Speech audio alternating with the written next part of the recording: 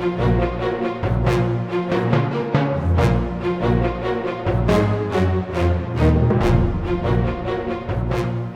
unrelenting B-29 bomber offensive against the Japanese home islands in 1944-45 led the Japanese to attempt to deny the Americans the use of their new airfields in the Mariana Islands.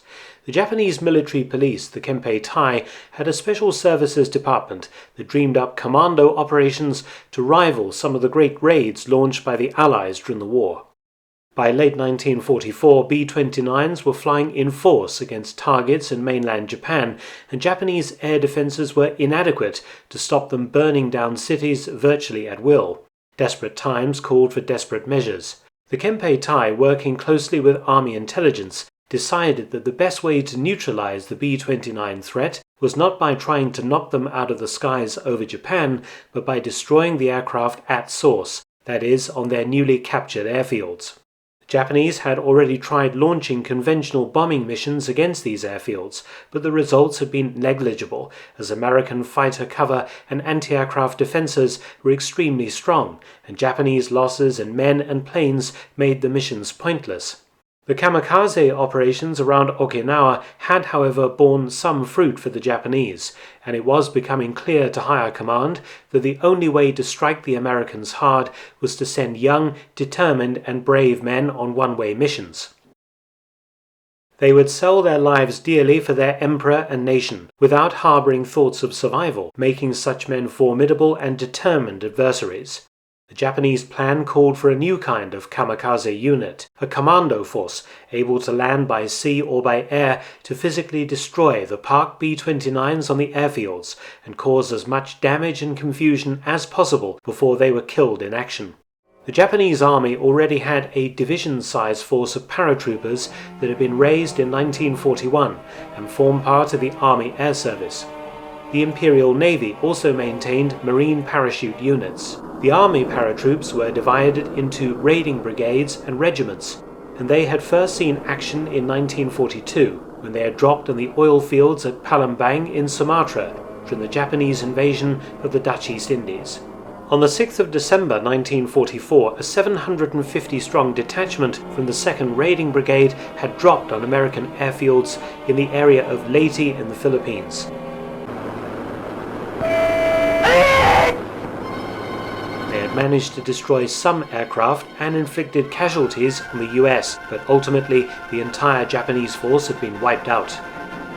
Now, in late 1944, the Japanese searched around for a man to lead a new Kempei-tai control commando unit, and discovered the bespectacled Captain Michiro Okuyama, the commanding officer of the 1st Raiding Regiment's engineer company. He and his men were highly trained in sabotage and demolition, and Okuyama had been the first member of the original Army Parachute Training Unit. He was known as an outstanding officer and leader of men, and he was highly respected by his superiors. Headquarters ordered Okuyama to select 126 men to form the new Geretsu Airborne unit, making it clear that the mission they would be training for was a suicide assault from which none were expected to return alive. Okuyama selected his men, most of whom were fellow combat engineers and sabotage experts from his own regiment. Okuyama would lead the command section, while the assaulting groups were divided into 5 platoons. On the 5th of December 1944, the Geretsu Airborne Unit was assembled at the Army's Air Academy at Saitama. Okuyama's unit was joined by 10 Kempei-tai intelligence officers from the Nakano Intelligence School, bringing the unit's strength up to 136 men. At the academy, a mock-up B-29 was constructed and 2 new explosive devices quickly developed to deal with the American aircraft. The first was a 2-kilogram explosive charge on the end of a pole. On top of the charge was a rubber suction cup. The saboteur pushed the pole under the B-29's wing. The explosive charge stuck to the aircraft's skin. The second new weapon was a chain charge. The weapon could thus be thrown over a B-29's wings or fuselage and ignited. The training was intense. Captain Okuyama ordered that each commando must try to destroy at least 3 enemy aircraft. A mission was planned almost immediately on the basis of the demonstration, but the availability of aircraft to transport the commandos to their target was to cause a delay. The air squadron assigned to transport the commandos was Captain Suabe's 3rd Independent Flying Unit that transferred onto the Mitsubishi Ki-21-2 Sally bomber in readiness for the mission. The plan was deceptively simple. The Geretsu Airborne unit would board a collection of Ki-21 bombers and fly south from Japan to the lonely volcanic island of Iwo Jima, where they would be refueled.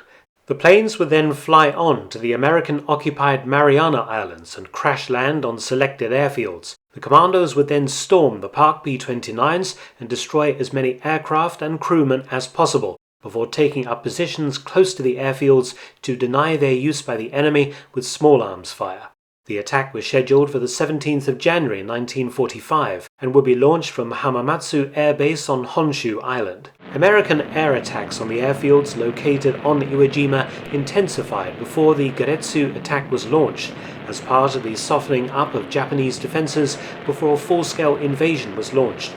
America wanted to use Iwo Jima as a kind of lifeboat anchored in the Pacific between the bases in the Marianas and Japan, so that damaged B-29s could divert and make emergency landings. The American bombardment of the Japanese airfields on Iwo Jima meant that refueling the Ki-21 medium bombers to be used by the Geretsu unit was out of the question. On their own, the Ki-21s lacked the range to fly directly from Japan to the Marianas, so the operation was cancelled. US Marines captured the airfields on Iwo Jima in March 1945, and it was proposed to use the Geretsu unit to effect their recapture, but the island's garrison fell before the plan could be put into operation. On the 1st of April, a massive American amphibious assault hit the big island of Okinawa, south of Kyushu. American forces captured the Japanese airfields at Yontan and Kadena on the island's west coast, and fighter interceptors shot down many of the Japanese kamikaze aircraft that launched mass attacks on American and British shipping supporting the invasion. Although the kamikazes managed to sink several ships and damage many others, American fighters flying from the 2 recently captured air bases seriously disrupted their effectiveness. Suddenly, the solution presented itself to the Japanese High Command on the 15th of May. Use the Geretsu Airborne unit to neutralize Okinawa's airfields. Codenamed Operation Gi, the plan had a distinct advantage over the former operation against the Marianas. The Ki-21 medium bombers would be able to fly directly from Japan to Okinawa without any refueling. The Geretsu unit and the 3rd Independent Flying Unit were immediately moved south to Kengun Airfield on Kyushu. Preparations were hastily made for the assault on the 2 American bases. 3rd Flying Unit was equipped with 16 Ki-21s, with a further 4 in reserve. All of the bombers were stripped of their guns to save weight. Captain Okuyama, with the command section and 1st, 2nd and 5th platoons, would fly in 8 Ki-21s and assault Yontan Airfield. Captain Watabe, with the 3rd and 4th platoons, would take 4 aircraft and attack Kadena. The Geretsu unit would take off from Japan in the evening, timing their arrival at the American airfield just before midnight. Just before the commandos landed, 50 Army and Navy kamikazes would launch a mass attack on the airfields to provide a diversion, allowing the bombers to glide in and make wheels-up crash landings.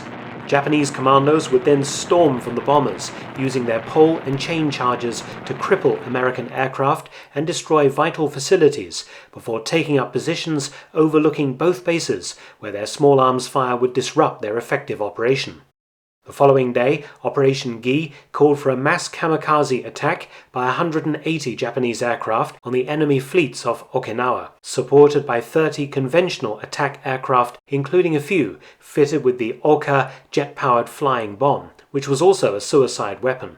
All going well, the American fighter defenses should have been severely damaged and their remaining planes grounded by Geretsu commandos firing across the runways. X-Day was set for the 23rd of May, but bad weather over Okinawa led to the operation being postponed for 24 hours. On the evening of the 24th, a short ceremony was held at the airfield at Kengun, as the men raised cups of sake arranged on long wooden trestle tables on the airfield and shouted banzai twice before taking a final sip. Captain Okuyama then gave the men a final rousing speech before they boarded their aircraft and made ready for departure. At 6:50 p.m., the first of the 12 bombers roared down the runway and took off, headed the 480 miles to Okinawa, and what the men hoped would be a glorious death in battle. 4 of the bombers aborted the mission with engine trouble and returned to Kengun. The remaining 8 flew on in formation before arriving over Okinawa. A radio message from the leading aircraft was picked up at Kengun, but nothing further was then heard from the Geretsu unit as the planes began to make their descent into Yontan airfield. The diversionary attacks had been launched by 7 waves of conventional bombers. Marine Corps and US Army anti-aircraft gunners shot down 11 Japanese bombers. At 10:30 p.m., 3 Ki-21 bombers appeared to be trying to land at Yontan, but their slow airspeed, low altitude, and regular course made them easy targets for the anti-aircraft batteries. These 3 all carried Geretsu Commandos and were among only 4 aircraft that actually got onto the airfield, the other 4 being shot down by American fighters. Pilots of the 3 damaged Japanese bombers attempted to use their aircraft as a giant kamikaze, and with their commandos still aboard, they slammed into the ground. A number of the commandos actually survived the crashes and rushed out of the wreckage, firing their weapons into parked aircraft and setting demolition charges. Only one of the Geretsu unit's aircraft actually landed as planned. It swung in low through a hail of flak and wheels up, safely skidded across the runway, coming to rest only 80 yards from the control tower before 10 commandos poured out of its nose cone and doors and began to attack American aircraft. As it soon became clear that Japanese troops were on the ground, the American forces defending the airfield panicked and began firing wildly in all directions. It has been surmised that some of the damage inflicted on the airfield's facilities and aircraft and some of the American casualties were the result of this indiscriminate firing. All across the airfield, both Americans and Japanese were discharging weapons. Planes and vital facilities were going up in smoke. At first light, a Marine Corps unit was hastily dispatched to the airfield to hunt down and kill the remaining Geretsu Commandos. The Japanese were all dead by 12:55 p.m. Altogether, the Americans collected together 69 dead Japanese from the wrecked planes or those strewn about the airfield. The Japanese commandos had managed to destroy 4 F-4U Corsair fighters and to damage a further 22.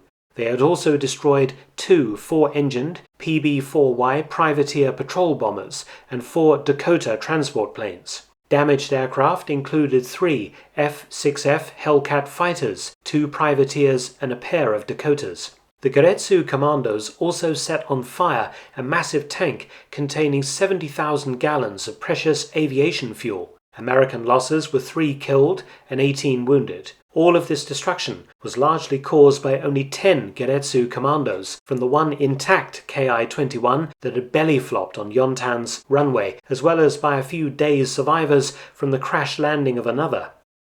If the Geretsu unit had parachuted onto the target rather than attempted the assault by the dangerous method of crash-landing planes, more would have survived to continue their mission. The mass kamikaze attacks were launched against the Allied fleet on the 25th and 27th of May, Japanese not knowing if the Geretsu unit had successfully silenced at least one of the enemy's airfields. Unfortunately for the Japanese, Yontan was fully operational again by the afternoon of the 25th and the kamikazes were heavily defeated. The Geretsu Commandos were undoubtedly brave and resourceful soldiers, but ultimately their sacrifice did not save Japan from inevitable defeat. The US airfields on Okinawa were back in business within hours of the attack.